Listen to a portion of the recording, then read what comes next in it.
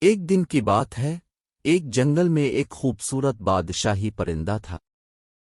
اس کے پر نیلے رنگ تھے اور اس کے پنجے سونے کے رنگ کے تھے۔ یہ بادشاہی پرندہ بہت زیور و زینت کے شوقین تھا۔ اس کی شہرت پورے جنگل میں تھی کہ یہ بادشاہ ہے۔ ایک دن جنگل میں ایک اور پرندہ آیا۔ یہ پرندہ سادہ رنگوں کا تھا مگر اس کا دل بڑا ساتھی تھا۔ اس کا نام نیلی تھا۔ نیلی بادشاہی پرندہ کے پاس گئی اور دل کی بات کی، بھائی بادشاہی، یہاں کیسے رہا جاتا ہے؟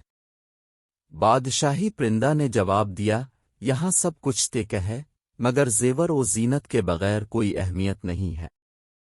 نیلی نے مسکرا کر کہا، میں تمہاری مدد کروں گی، میں تمہیں سکھاؤں گی کہ دوسروں کی مدد کرنا کتنا خوبصورت ہے۔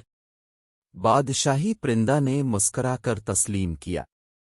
ان دونوں نے ایک مشترکہ منصوبہ بنایا۔ وہ دونوں جنگل میں آ کر دوسرے پرندوں کی مدد کرنے لگے۔ وہ ستا بنانے میں مدد کرتے، غذا لانے میں مدد کرتے اور دیگر مشکلات حل کرتے۔ جلد ہی جنگل میں دوستیوں کا جلوہ آنے لگا۔ پرندے خوش تھے اور بادشاہی پرندہ کو نیلی کے ساتھ دوستی بہترین لگی۔